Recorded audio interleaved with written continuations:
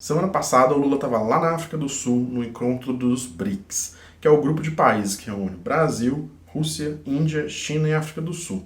BRICS, Brazil BRICS, Russian BRICS, the Indian BRICS, Chinese BRICS, South Africa BRICS.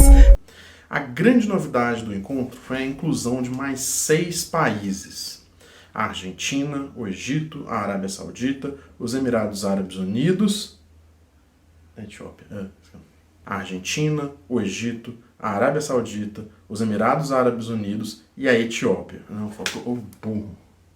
Não consigo contar, porra. A Argentina, o Egito, o Irã, a Arábia Saudita, a Somália e os Emirados Árabes Unidos. Os BRICS estão crescendo, vão virar, sei lá, BRICS Plus. Mas aqui no Brasil, a imprensa estava com uma cobertura muito negativa, dizendo que o Brasil foi lá, o Lula foi lá, para perder poder e para diluir a importância dos BRICS. A imprensa está com dificuldade de encontrar pauta para criticar o governo e está inventando uma suposta derrota. Vem comigo, vamos entender como que a reunião dos BRICS foi positiva para a economia brasileira.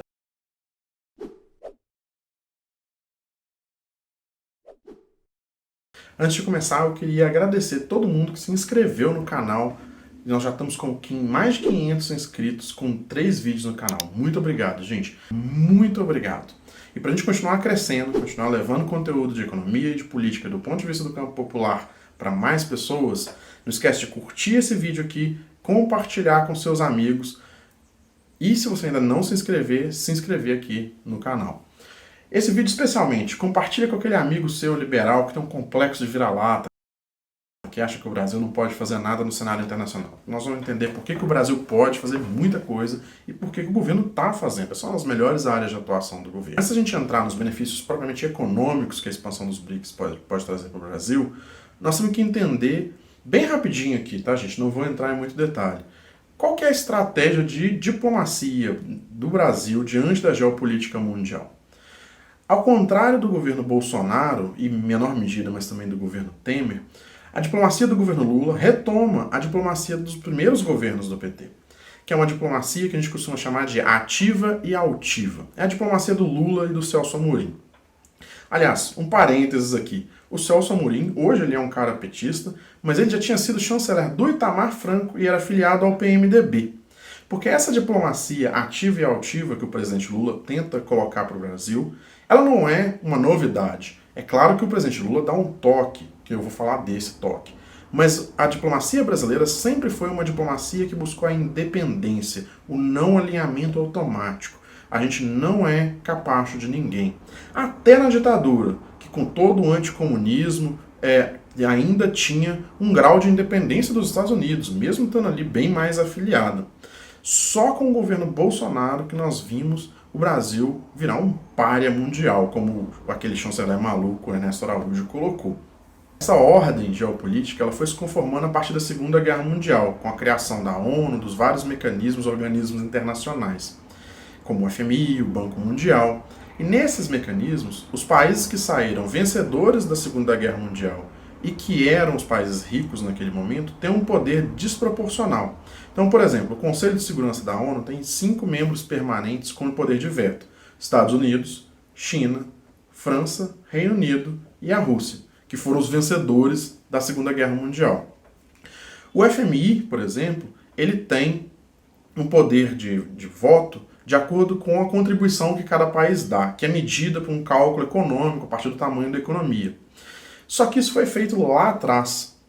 E hoje, por exemplo, o FMI ele sempre tem um presidente, um diretor-geral, na verdade, nomeado pelos países europeus, em geral europeu. E o Banco Mundial sempre tem um presidente que é escolhido pelos Estados Unidos. Nem sempre é um norte-americano, muitas vezes não é, mas é escolhido pelos Estados Unidos, inclusive de outras partes do mundo, mas sempre alinhado. Os países que compõem os BRICS, eles até têm algumas funções, como eu falei, né? A China e a Rússia estão no Conselho de Segurança, mas eles têm uma representação muito desproporcional ao tamanho. Só para a gente ter uma ideia, o tamanho econômico dos 5 países originais dos BRICS, em 2000 era 8% do PIB, hoje é 25,5%. O G7 tinha 65,4%, hoje ele só tem 42,8%. Então nós tivemos um rebalanceamento. O G7 ainda é mais rico, mas os BRICS subiram muito e o G7 caiu bastante em importância. Hoje, os 5 países que compõem os BRICS originais têm mais de 40% da população mundial. Então, esses 5 países querem mudar a estrutura geopolítica para poder ter mais influência, seja, por exemplo, a China pleiteando mais direito de voto no FMI, ou o Brasil pleiteando um aumento dos assentos permanentes no Conselho de Segurança, que o Brasil faz também junto com outros países de médio porte internacional. Então, muitas vezes, as reuniões dos BRICS podem até parecer que não resultaram em nada, só incluíram mais algumas pessoas, mas as reuniões dos BRICS trazem essa pauta em comum, que é mudar a ordem mundial para dar mais peso para quem realmente tem peso na economia mundial hoje. É menos uma questão de interesses em comum, de estar todos alinhados, uma visão política parecida. São países muito diferentes, né? Países que, inclusive, os que estão entrando agora, Irã e Arábia Saudita, eram inimigos até outro dia. A China que está mediando o processo de retomada de relações. E os BRICS, inclusive, fazem essas possibilidades acontecerem, fazem esses países tão diversos, com diferentes posicionamentos globais, diferentes tamanhos, diferentes importâncias, eles se reunirem para definir o que tem em comum. E aí vamos falar de economia. Primeira coisa, o Brasil reforçar a sua relação com esses países é muito importante. Eu falei no vídeo passado de crise de balanço de pagamentos. Vocês vão lembrar. Se você não viu ainda, tá aqui no card do vídeo para você ver. Vai lá e vê depois desse aqui, que eu acho que vai ser bom para dar uma base teórica para todo mundo. E eu disse lá, o Brasil não tem problema de balanço de pagamentos hoje. A gente consegue exportar muitas commodities que geram um saldo em dólares muito bom para a gente. Mas o Brasil tem um saldo em conta corrente negativo. Quem viu o vídeo sabe, a conta corrente tem o saldo comercial aqui dentro. Esse aqui é muito positivo. Mas essa outra parte aqui, ela é muito negativa. E o total fica negativo. O Brasil perde dólares na sua conta corrente em geral. Por quê? Porque o Brasil paga muito dividendo para a empresa estrangeira que explora, tem operações aqui, manda seus dividendos para fora. Tem vários outros ativos que geram rendas que vão para fora. E o Brasil também importa muitos serviços. E é justamente nessa parte da conta corrente que é negativa que o Brasil tem muito a ganhar com os BRICS.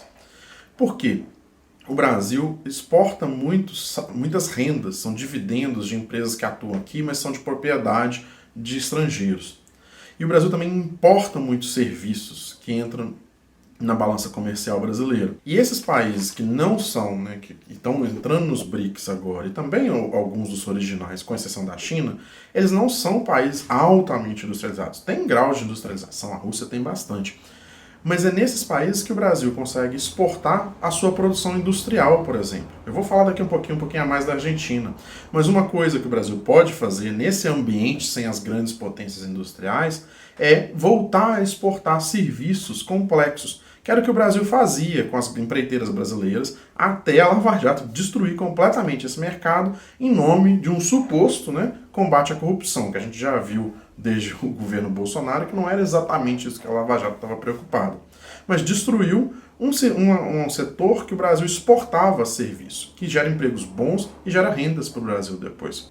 Como eu falei no vídeo passado, a gente tem a conta corrente e a conta de capital. O Brasil depende muito de entrada de capitais para poder repor os que ele perde na conta corrente. E como que ele faz isso? Atraindo investimentos. E aí é bom conversar com os BRICS para atrair novos investimentos, como os investimentos que estão vindo da China, como a fábrica da BYD, que vai ser instalada na Bahia no lugar da Ford. Além desses benefícios que o Brasil pode recolher por uma boa relação com novos países, abrindo novos mercados para as empresas brasileiras, eu acho que tem uma questão central, que é a questão monetária. E aí nós vamos voltar para falar mais um pouco de Argentina. Como eu falei no vídeo passado, a Argentina tem uma crise de balanço de pagamentos. Ela tem dificuldade de conseguir acumular dólares, porque ela importa mais do que exporta e ela não consegue atrair capitais. E a gente se pergunta, de quem que a Argentina precisa importar muita coisa? Brasil e China estão lá no topo. Inclusive o Brasil está perdendo já para a China, já foi o maior exportador para a Argentina, hoje perde para a China. E se os nossos irmãos não têm dólares, de quem que eles não vão comprar? Eles não vão comprar da gente. E isso é ruim para a economia brasileira. A fábrica que produz carros que o Brasil exporta para a Argentina, ou uma fábrica que produz máquinas que o Brasil exporta para a Argentina, ela perde vendas. E ela perde vendas, ela demite pessoas. E esses empregos não são qualquer emprego. A indústria gera muito mais emprego do que o agro em termos da quantidade que ela exporta e também em termos absolutos, e ela gera empregos melhores, que são empregos de serviços, de produção qualificada, que exigem tecnologia, que são empregos mais estáveis, que tem mais efeitos em cadeia na economia brasileira. Então você tem uma indústria que exporta uma máquina para a Argentina, você vai ter que ter uma indústria de peça, uma indústria que vai, um setor de serviços que vai dar manutenção nessa máquina, então nós vamos exportar também serviços, né? Hoje a industrialização já não é só a máquina, é a máquina com o serviço agregado de manutenção, de operação, de consultoria daquilo. Então a Argentina ter dólares é muito importante para a gente. Agora, sabe uma coisa que é melhor do que a Argentina ter dólares? É ela ter reais. Porque quando a Argentina precisa de dólares, ela vai, como ela foi lá no governo Macri, atrás do FMI e pega um empréstimo em dólares com o FMI para dar uma aliviada no seu balanço de pagamentos. Só que o FMI, como eu falei lá no começo do vídeo, ele tem um dono. E o FMI, quando ele empresta dinheiro, ele impõe um monte de condições que seguem as regras de quem dá a ordem lá, que, como eu falei no começo do vídeo, são os Estados Unidos. Então o FMI, em geral, ele impõe medidas muito duras de corte de gasto do governo para gerar superávit, de reforma trabalhista para tirar direitos dos trabalhadores, de privatização de empresas estatais. Ele quer que o país se abra para os investidores estrangeiros, principalmente dos países centrais. E, de novo, isso também é ruim para a economia brasileira. Por mais que agora a Argentina volte a ter dólares, por um tempo pelo menos, porque os dólares eles tomaram dinheiro emprestado, já estão acabando, a economia fica desaquecida, os trabalhadores ficam sem poder de compra e o industrial brasileiro que exportava para a Argentina não consegue exportar. Então, para o Brasil é melhor que a Argentina consiga empréstimos em condições melhores, que é o que está acontecendo, inclusive. A China articulou um empréstimo junto com um banco latino-americano para a Argentina em condições um pouco para levar... A China articulou agora um empréstimo que vai permitir a Argentina se livrar do FMI e lidar com parceiros que têm interesse na sua economia estar crescendo. Justamente porque são eles, como a China e o Brasil, que têm interesse em ver a economia argentina bombando e os hermanos importando bastante da gente. E é por isso também que o Brasil mesmo está não só oferecendo empréstimos do BNDES para exportadores brasileiros poderem exportar para a Argentina, mas também considerando a possibilidade de o comércio não ser feito em dólar. Porque aí, se a Argentina não tiver dólar e tiver essa moeda, que não vai ser uma moeda de circulação, tá, gente? Ela vai ser uma moeda só para o comércio internacional entre Brasil e Argentina, está em discussão. Mas isso vai permitir que os importadores argentinos continuem importando. Só que aí, o que vai acontecer? Eles vão importar nessa moeda do Brasil, que ela só pode ser usada dentro do comércio com o Brasil. Para arrumar essa moeda, eles vão ter que fazer o quê? Pegar ela com alguém que exportou uma coisa para o Brasil.